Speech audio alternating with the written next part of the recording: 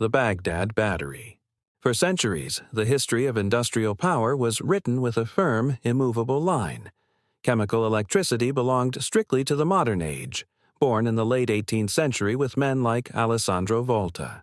Before that, ancient metallurgy was understood to be driven entirely by fire, hammer, and forge. But in the 1930s, an object emerged from the dust near Baghdad that threatened to rewrite the timeline of chemistry.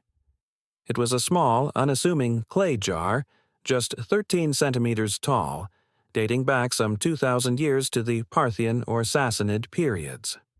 Inside the jar was a cylinder made of rolled sheet copper. Suspended inside that copper cylinder was a single iron rod, sealed tightly at the top with a heavy plug of asphalt. To an archaeologist, it was an odd arrangement of metals. But to an electrical engineer, it looked like something else entirely. It looked exactly like a primitive galvanic cell. The public soon asked a radical question. Did the ancient world discover electricity 2,000 years before the scientific revolution? The physical mechanics were surprisingly simple. If you take two different metals, like copper and iron, and submerge them in an acidic electrolyte, a chemical reaction occurs. Electrons strip away from one metal and flow toward the other. To test the theory, modern researchers built replicas. They filled the clay jars with common ancient acids like grape juice or vinegar. The results were immediate. The replicas worked. The ancient design could reliably generate between half a volt and 1 volt of electrical current. Almost overnight, theories spread that ancient artisans used these batteries to electroplate silver onto gold jewelry, or perhaps to deliver localized numbing shocks for pain relief. The physical proof of voltage was real, and the temptation to imagine an ancient electrical grid was strong, but the archaeological record told a much quieter story. To create a functional electrical circuit, a battery needs wires, terminals, and a device to power.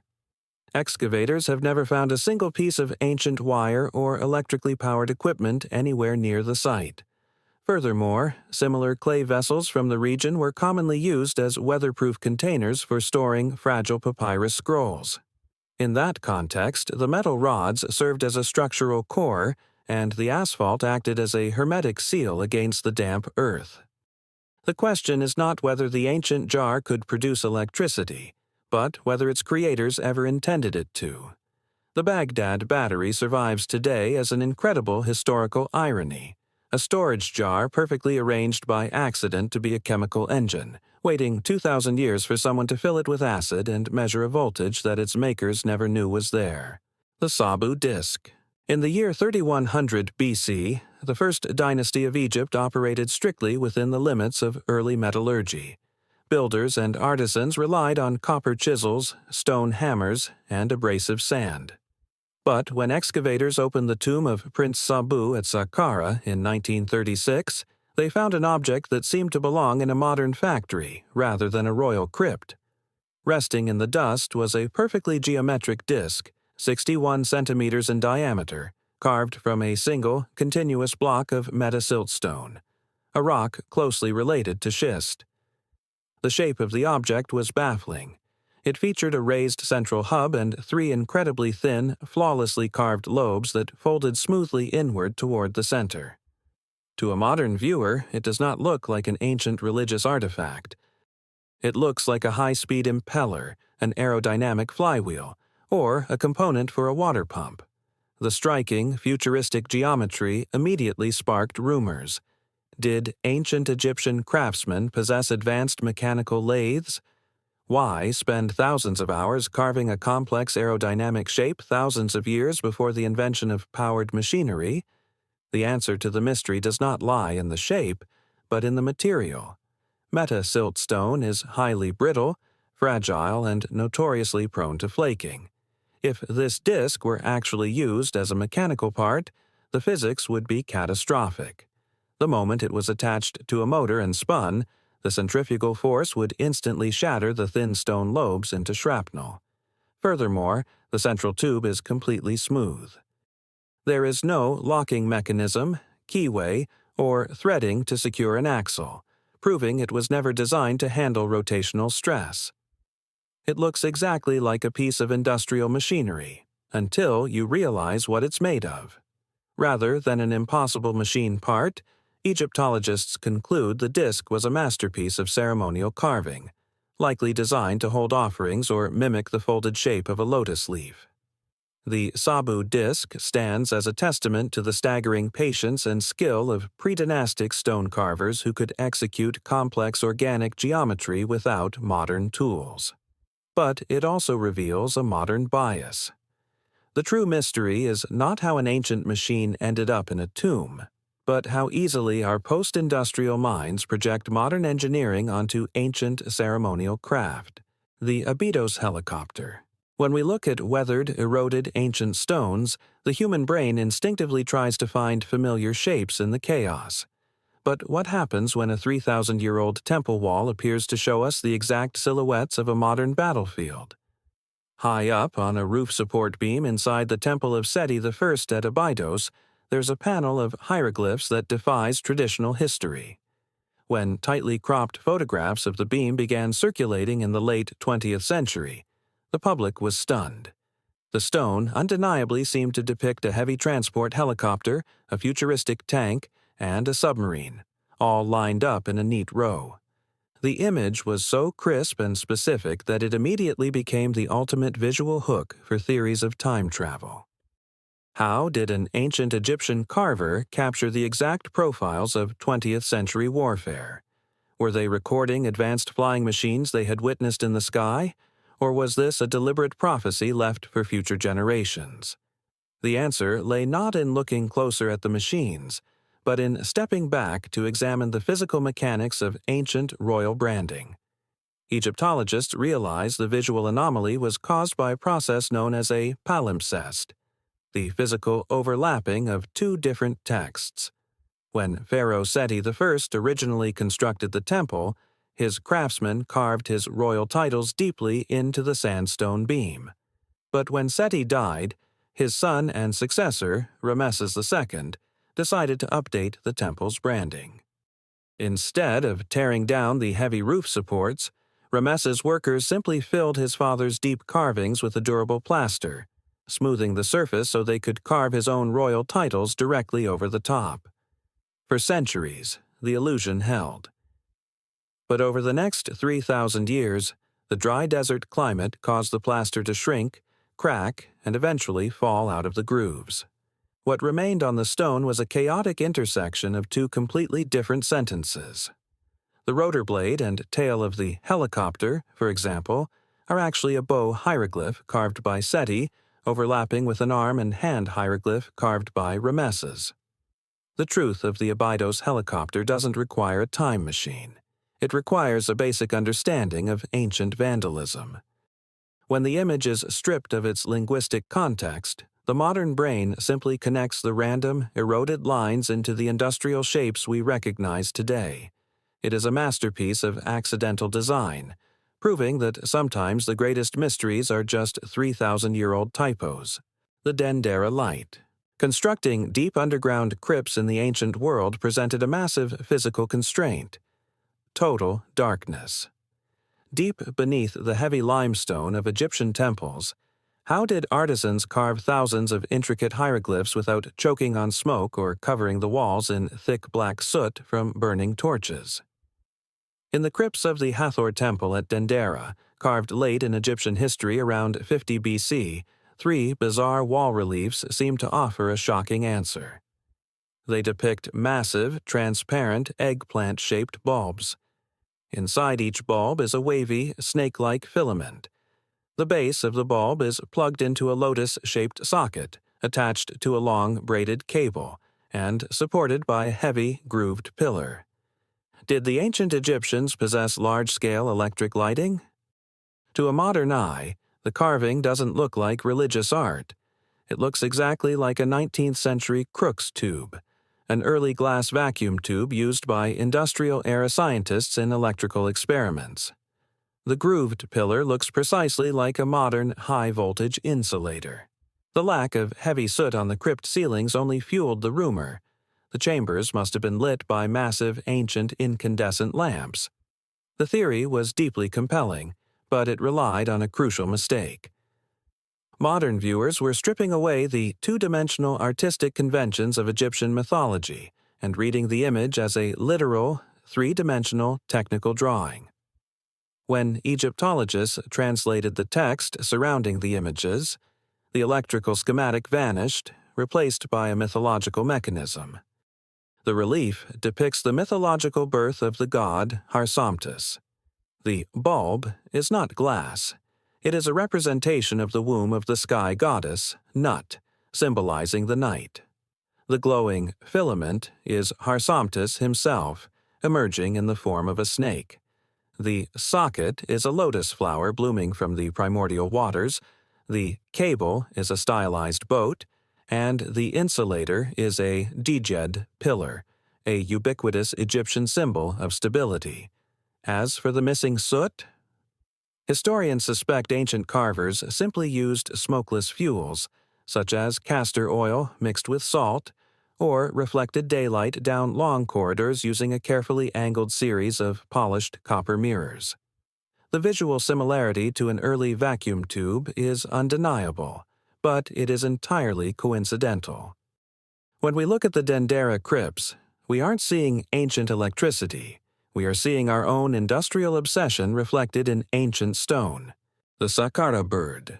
For thousands of years, humans carved models of birds for religious rituals, decoration, or simply as children's toys.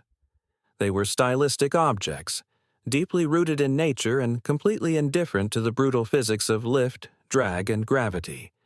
But, in 1898, excavators working in a tomb at Saqqara found a small wooden artifact that seemed to abandon biology for engineering. Carved from sycamore wood and dating back to around 200 BC, the object featured an 18-centimeter wingspan with incredibly straight aerodynamic wings. More importantly, it had a distinctly unbird-like feature at the rear, a rigid vertical tail fin. This 39-gram carving became famous as the Saqqara Bird. To a modern eye, it does not look like an animal. It looks precisely like a conceptual model for an aircraft or a test glider. The resemblance was so uncanny that by 1969, an Egyptian doctor convinced his government to officially classify the object as an ancient aerospace artifact. Did an ancient woodcarver accidentally stumble onto the principles of modern aviation? To find out, modern aerospace engineers took the mystery out of the display case and put it to a physical test inside a wind tunnel. They subjected exact replicas to the operational pressures of flight. The mechanism was partially sound. The straight wings did create a measurable amount of lift. The vertical tail fin provided yaw stability, preventing the model from spinning uncontrollably from side to side in the air. But the wind tunnel immediately exposed a fatal aerodynamic flaw. In modern aviation, a vertical fin is useless without a horizontal elevator to control pitch, the ability to keep the nose pointed up or down. Because the Saqqara Bird completely lacks a horizontal tailpiece, the moment it is thrown, the aerodynamic forces force it into a sudden, catastrophic nosedive. Proponents of the ancient flight theory have argued that a horizontal stabilizer must have simply broken off over the centuries. However, the surviving wood on the tail shows no clean break or mounting point to support that claim. Instead, historians point to a much more grounded function. It may have been a specialized weather vane designed to sit atop the masts of sacred boats, where its vertical fin would naturally pivot to catch the wind. The Saqqara Bird is a perfect example of an object caught between the physics of the ancient world and the imagination of the modern one. It was an aerodynamically incomplete model, likely just a clever toy or a wind gauge, that definitively fails the basic wind tunnel testing required to prove it was anything more. The Quimbaya Airplanes. Designing an aerodynamic delta-wing aircraft requires immense mathematical calculation and rigorous wind tunnel testing. Yet, hidden in the archaeological record of pre-Columbian South America, tiny objects seem to bypass that industrial timeline entirely. Around the year 1000 CE, the Quimbaya civilization of modern-day Colombia cast brilliant jewelry out of tumbaga, an alloy of gold and copper. Most of these tiny 2-inch to 3-inch pendants depicted local fauna like frogs, birds, and insects. But a handful of the surviving artifacts feature stiff, triangular delta wings, upright tail fins, and smooth, fuselage-like bodies. If these are just stylized fish or insects, why do they look like they belong on an aircraft carrier? Did a pre-Columbian culture somehow cast gold into the exact proportions of a modern jet fighter? In 1994, a pair of aviation enthusiasts decided to settle the debate. They built scaled-up, remote-controlled models of the Quimbaya artifacts to prove they were aerodynamically sound. Astonishingly, the tests were a success. The replicas took to the sky and flew beautifully. For proponents of the ancient flight theory, it was absolute proof that the golden shapes were aeronautical blueprints. But the success of the test flights hid a massive mechanical deception. Proving an ancient golden plane can fly is surprisingly easy, as long as you secretly change its shape, add a power source, and apply modern physics.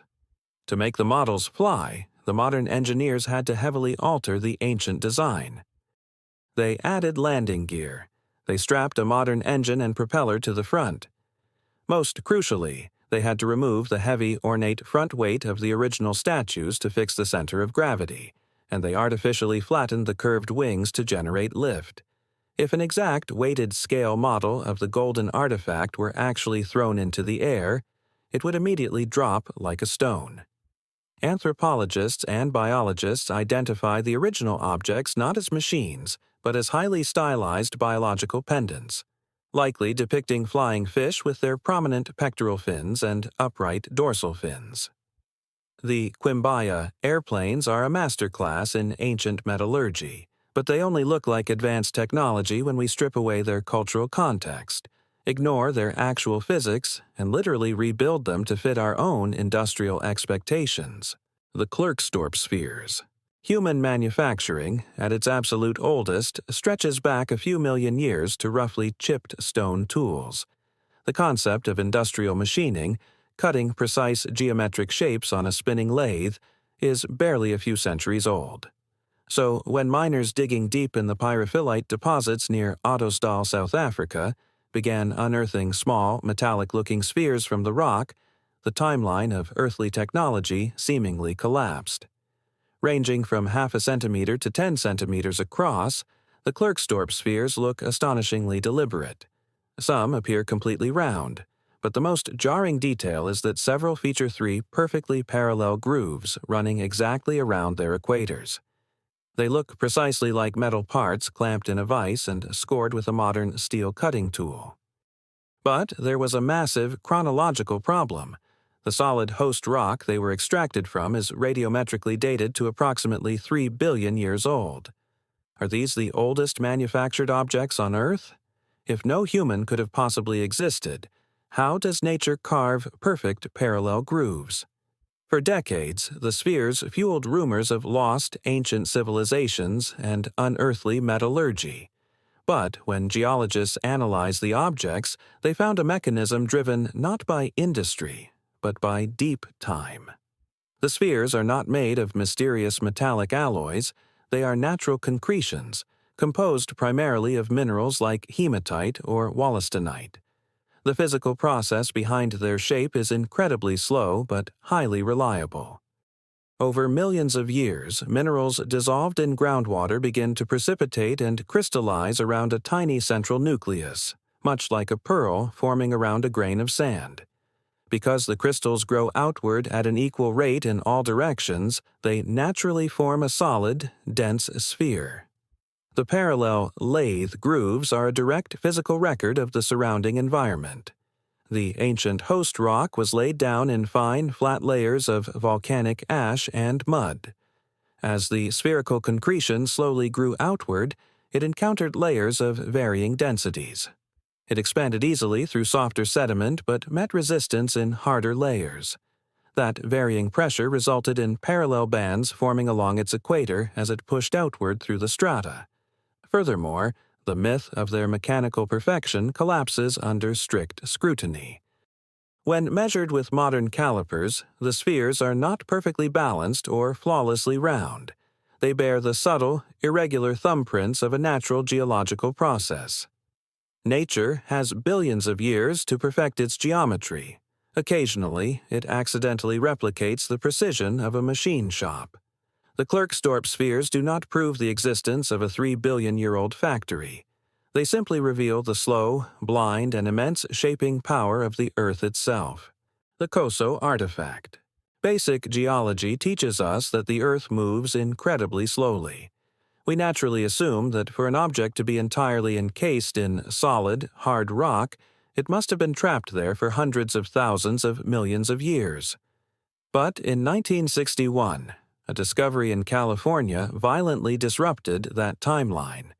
While searching for geodes, 3 rockhounds found a hardened nodule encased in dirt and fossil shells. When they cut it open with a diamond saw, they didn't find ancient quartz crystals. Embedded perfectly inside the solid stone was a bright white porcelain cylinder and a metal pin. It looked exactly like a modern engine component. The discovery immediately triggered a sensational question.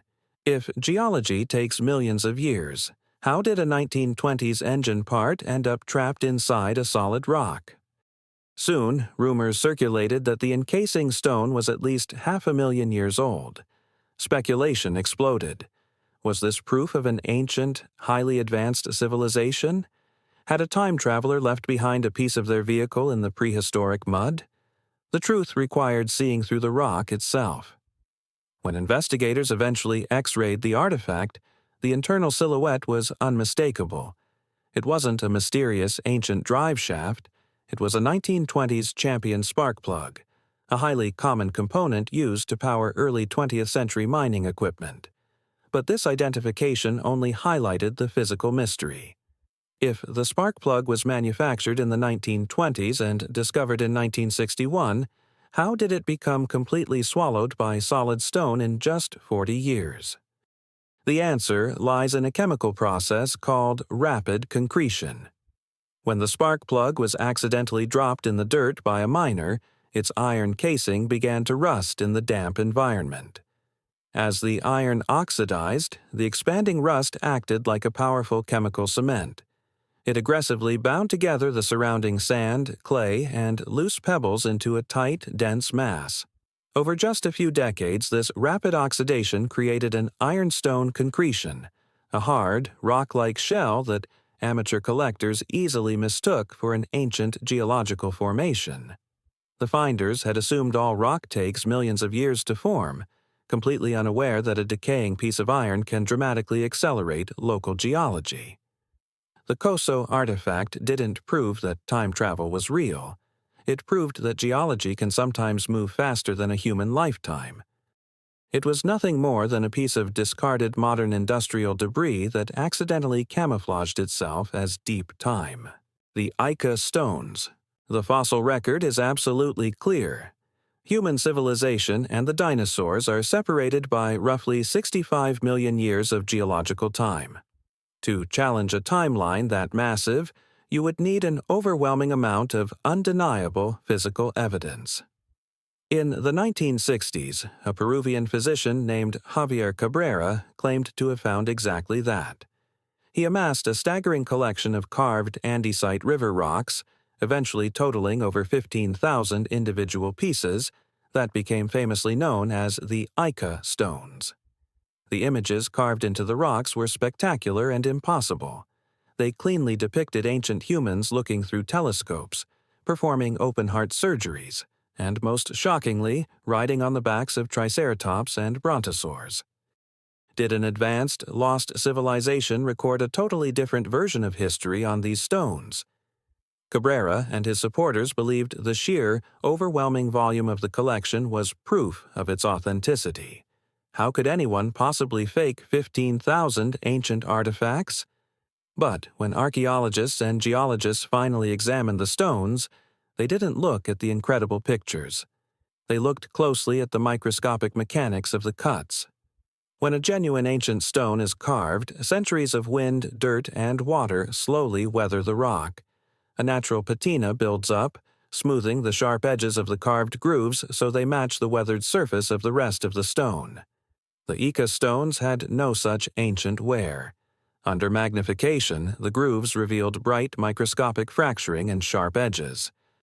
They had been scored using modern steel tools, including mechanical dental drills. But if the cuts were fresh, why did the stones look dark and old to the naked eye? Investigators discovered the forgers had used a remarkably simple chemical trick. They baked the freshly carved stones in donkey dung. The intense heat and organic matter artificially aged the rock, creating a fake, dark patina that effectively camouflaged the modern tool marks from amateur collectors. Eventually, local farmers admitted the truth. They had built a highly efficient mass-production forgery operation, using mid-century comic books and magazines as reference material to carve exactly what tourists and wealthy collectors wanted to see. The real mystery of the Ica stones wasn't how ancient humans saw dinosaurs. It was how modern people built an entire cottage industry out of faking them. It exposes how the intense modern demand for ancient mysteries will inevitably create an industrial supply of convincing lies. The Dropa Stones. True archaeological mysteries always center around a physical object, something that can be tested, measured, X-rayed, and debated. But what happens when an industrial myth survives for decades without a single shred of physical evidence? According to popular legend, a 1938 archaeological expedition exploring a remote, inaccessible cave system in Tibet made a world-shaping discovery. Half buried in the dust, they allegedly found exactly 716 grooved stone discs.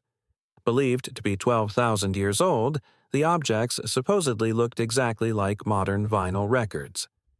The story claimed that a brilliant professor translated microscopic hieroglyphs hidden inside the grooves, revealing the tragic history of an alien spacecraft that crashed in the mountains, leaving its crew, the Dropa, stranded on Earth.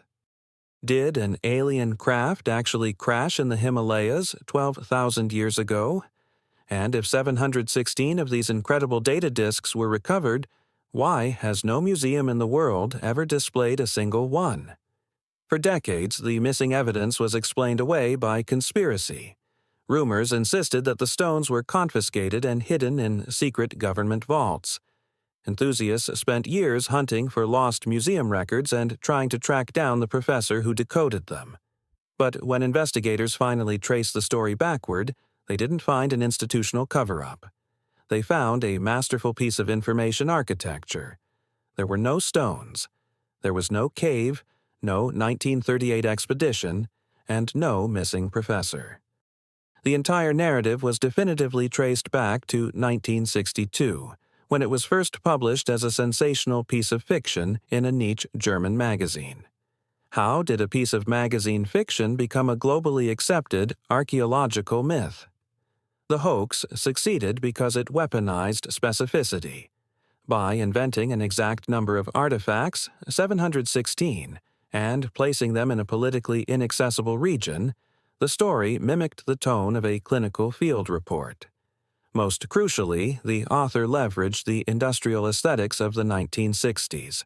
By designing the fictional ancient artifacts to look and function exactly like vinyl records, they seamlessly mapped the era's dominant data storage technology backward into ancient history.